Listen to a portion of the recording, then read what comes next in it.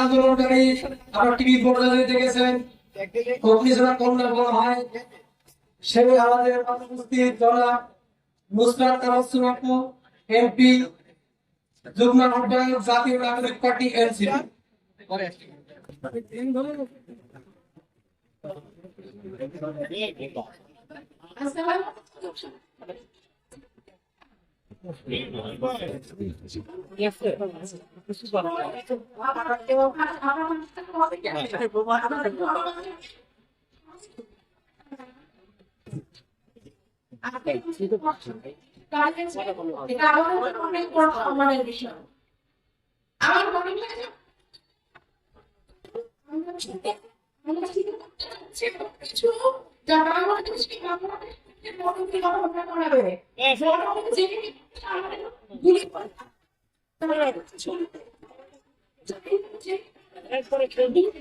চাইতে পারবেন না আমাদের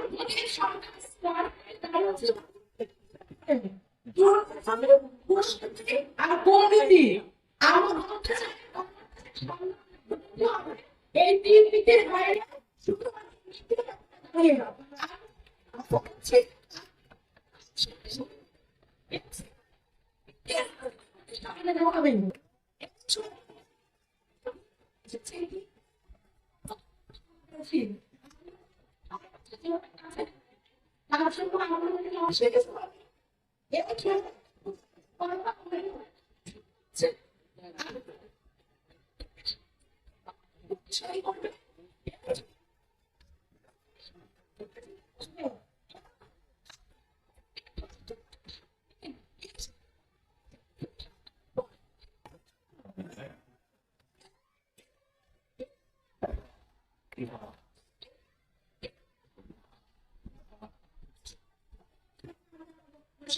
সবাই ভালো থাকবেন। আসসালামু আলাইকুম।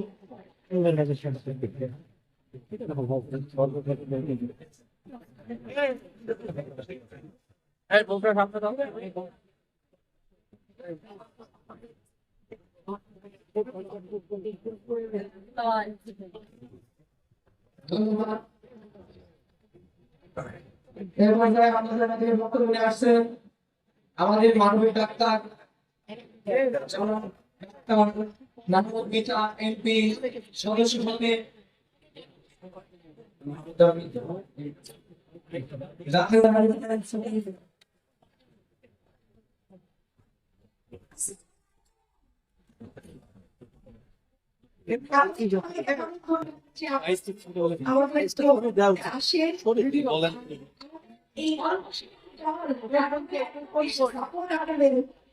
এটা আসলে বেশি সৌভাগ্যের এবং আমার সামনে বলতে আছে আমি বলতে অনেক বেশি ধন্যবাদ জানাই এবং আমি দেখছি একটা নারী সাংবাদিকও আছে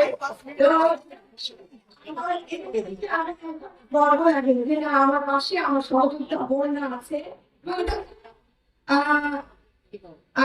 এটা খুব গর্বের এবং ভালো লাগে। আজকে 24 সবাই মেয়েরা সামনে সারাতে ছিলাম, এখন মেয়েরা পরবর্তীতে এসছে বলে যায় যখন জনগণকে যখন কথা হচ্ছিল তখন বলা হচ্ছিল যে বাংলাদেশের মানুষ আমার বুঝবে না, কিন্তু এই বাংলাদেশের আজকে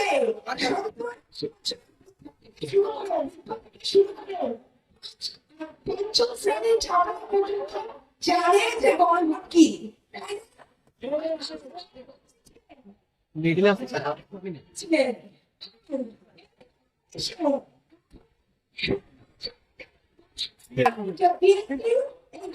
সাথে প্রতারণা করেছে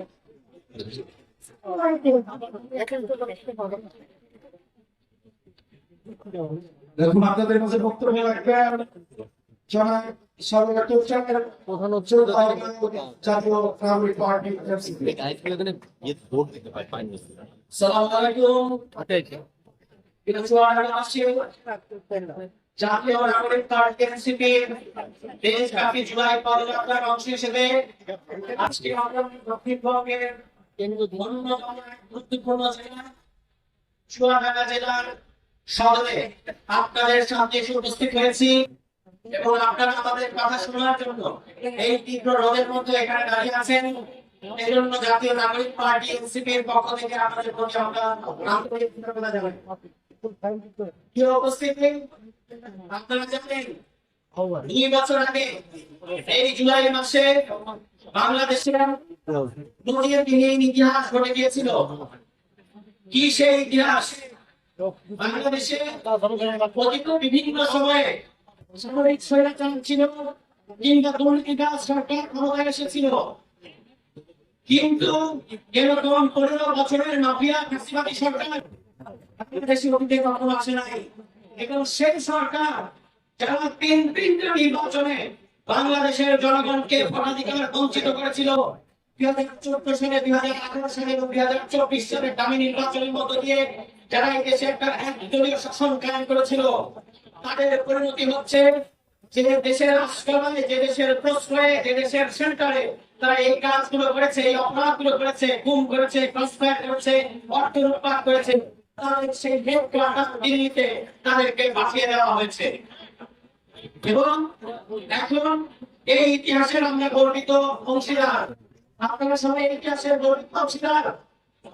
এখন ওই দিল্লির কোন এক অন্ধকার গুহায় থেকে শেখ হাসিনা গণহত্যাকারী শেখ হাসিনা বাংলাদেশের জনগণকে উদ্দেশ্য করে গায়েবী হুঙ্কার দিচ্ছে।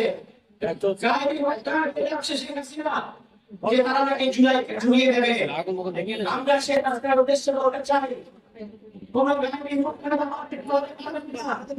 কোন গায়েবী হুঙ্কার এর কারণ হচ্ছে আমরা যখন আপনি ছিলেন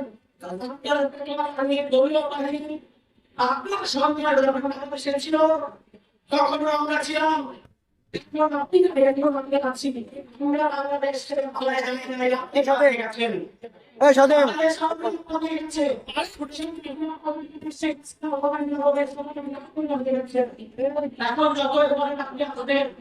যত আসতে পারবেন না, কেউ সাহস থাকে আমাদের বাংলাদেশে আসতে এবং আপনাদের বাংলাদেশের পাশে কিন্তু অপেক্ষা করছে।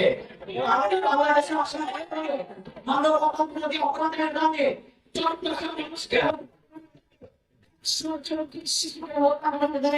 আপনাদের ফাঁসি দৌড়ে চড়ানো হবে।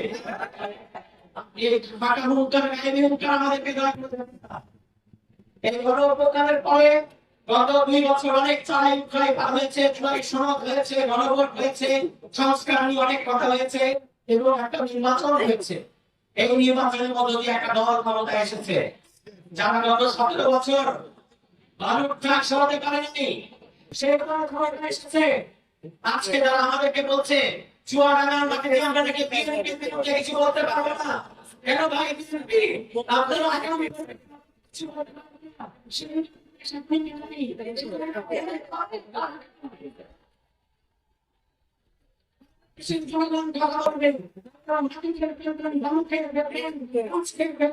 সমস্ত নেতাদের কথা পেয়ে যাবে, আমরা চুপচাপ মেনে নেব।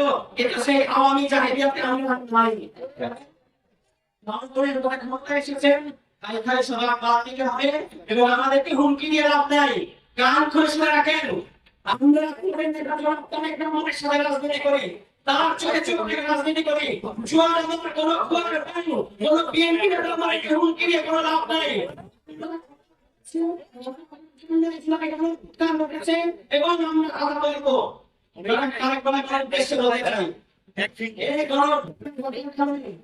আপনি এবং আপনার যথাক্রমে লন্ডন এবং শিলং থেকে বাংলাদেশে আসতে পেরেছেন। শ্রীলঙ্কা থেকে প্রত্যান হয় নাই, লন্ডন থেকে প্রত্যান হয় নাই, আপনারা শ্রীলঙ্কা লন্ডন থেকে বাংলাদেশে আসতে পেরেছেন এবং বাংলাদেশে মুক্তি পেয়েছে। এই হচ্ছে আন্দোলন।